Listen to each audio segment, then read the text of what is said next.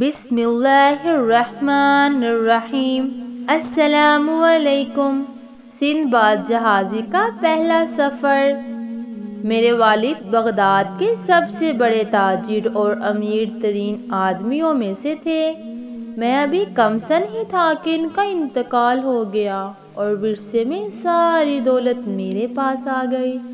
بلوغت کی عمر کو پہنچنے کے بعد مجھے دولت پر اختیار حاصل ہوا تو میں نے فضول خرچیاں شروع کر دی اور طرح طرح کی بری عادتوں میں پڑ گیا۔ میری حالت دیکھ کر مفت خور اور لالچی قسم کے لوگ میرے ارد گرد جمع ہو گئے اور میرے مال پر عیش کرنے لگے۔ دن رات گل چھڑے اڑانے کے سوا مجھے کوئی کام نہ تھا اور میں نے سمجھا تھا کہ باپ کی چھوڑی ہوئی دولت تمام عمر کے لیے کافی ہوگی، مگر اس طرح تو قارون کا خزانہ بھی ختم ہو جاتا ہے۔ کچھ ہی عرصہ بعد مجھ پر انکشاف ہوا کہ تمام مال و دولت ختم ہونے کو ہو اور اگر میں نے اپنی حرکتیں ترک نہ کی تو بہت جلد بھیک مانگنے کی نوبت آ جائے گی۔ ڈر کے مارے میرا دل بیٹھنے لگا اور مجھے حضرت سلیمان علیہ السلام کا وہ قول یاد آ گیا جسے میرے والد اکثر دہرایا کرتے تھے: موت کا دن بہتر ہے پیدائش کے دن سے، زندہ کتا بہتر ہے مردہ شیر سے، اور قبر بہتر ہے مفلسی سے۔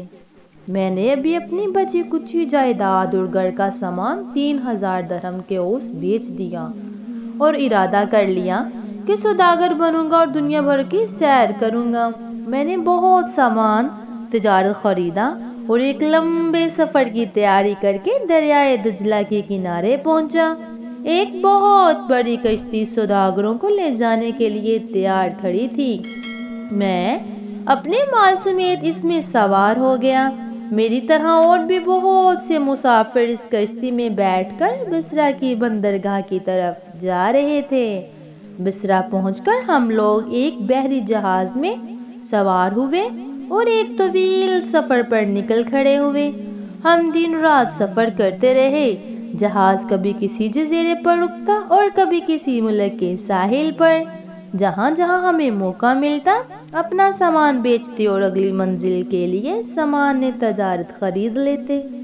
کہیں مال کے بدلے پیسے ملتے اور کہیں مال کے بدلے مال مل جاتا۔ جس جگہ رکتے میں وہاں کی خاص سوغات خریدتا کیونکہ مجھے معلوم تھا کہ ایسی چیزیں دوسری جگہوں کے لوگوں کے لیے بڑی دلچسپی کی حامل ہوتی ہیں۔ سفر کے دوران ایک روز ہمارا گزر ایک جزیرے سے ہوا جو دیکھنے میں جنت کا نمونہ نظر آتا تھا، تاہم جزیرے پر کوئی انسان نظر نہ آ رہا تھا۔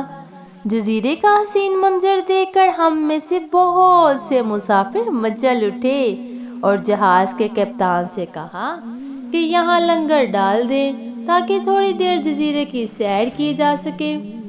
کپتان ان کی بات مان کر لنگر ڈال دیا۔ بہت سے مسافر اتر کر جزیرے پر گھومنے پھرنے لگے اور مختلف طرح کے کاموں میں مگن ہو گئے۔ کوئی کپڑے دھونے لگا، کوئی ایک طرف ٹولی جما کر بیٹھ گیا اور گپیں اڑانے لگا۔ بعض نے باقاعدہ چولہے بنا کر آگ جلائی اور کھانا بنانا شروع کر دیا۔ میں ان لوگوں میں سے تھا جو جزیرے کے کنارے سیر کر رہے تھے۔ اچانک ہمیں اپنے قدموں کے نیچے زمین ہلتی ہوئی محسوس ہوئی۔ ہم نے پریشان ہو کر ادھر ادھر دیکھا۔ اسی وقت جہاز کے کپتان نے چیخ کر آواز دی: فوراً جہاز پر آ جاؤ، جلدی کرو جلدی کرو، اگر تم زندہ رہنا چاہتے ہو تو سب کچھ چھوڑ کر بھاگ آؤ۔ یہ جزیرہ نہیں، ایک بہت بڑی مچھلی ہے جو حضرت آدم علیہ السلام کے زمانے سے یہاں سمندر میں سو رہی تھی۔ اس کی پیٹھ پر منی جم گئی اور درخت اگ گئے۔ اب جو تم نے وہاں آگ جلائی تو اس کی تپش سے نیند سے جاگ گئی اور ابھی غوطہ لگا کر سمندر میں اتر جائے گی۔ بے وقوفو، وہاں کھڑے منہ کیا دیکھ رہے ہو؟ جلدی بھاگو ورنہ سب سمندر میں ڈوب جائیں گے۔ مسافروں نے کپتان کا ویلا سنا تو سب کچھ چھوڑ کر جہاز میں سوار ہونے کے لیے دوڑے۔ بعض تو جہاز تک پہنچ گئے اور بعض ابھی پہنچنے نہ پائے تھے کہ مچھلی میں حرکت پیدا ہوئی اور وہ سمندر کے پانی میں اترنے لگی۔ دیکھتے ہی دیکھتے مچھلی اپنی پشت پر موجود تمام چیزوں کے ساتھ سمندر کی گہرائیوں میں اتر گئی، اور جو بھی اس کی پشت پر موجود تھا گہرے پانیوں میں غوطے کھانے لگا۔ میں بھی ان بدقسمتوں میں شامل تھا جنہیں جہاز تک پہنچنا نصیب نہ ہو سکا۔ میرے ساتھ کے لوگ ڈوب کر ہلاک ہو گئے، مگر مجھے میرے اللہ نے بچا لیا۔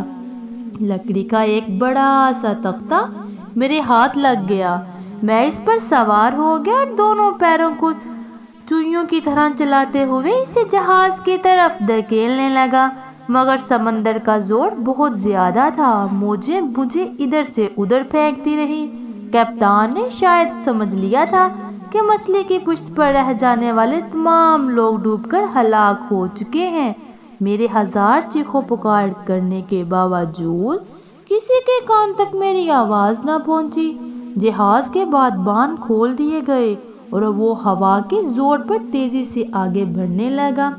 دیکھتے ہی دیکھتے جہاز نگاہوں سے اوجھل ہو گیا۔ مجھے یقین ہو گیا کہ میری موت اسی تختے پر ہوگی۔ نہ میرے پاس کھانے پینے کو کچھ تھا اور نہ ہی سمندر کی ہلاکت خیز موجود پیسوں چیزوں میں کوئی بھی چیز میرے پاس نہ تھی۔ میرے پاس کوئی بھی ذریعہ نہ بچا۔ ڈوب کر اگر نہ بھی مرتا تو بھوک پیاس سے میری موت یقینی تھی۔ مایوس ہو کر میں تختے پر لیٹ گیا اور انتظار کرنے لگا کہ یا موت آئے یا خدا کی قدرت سے یہ تختہ کسی ساحل پر جا لگے۔ اسی عالم میں ایک دن اور ایک رات گزر گئی۔ بھوک اور پیاس سے میری جان نکل رہی تھی۔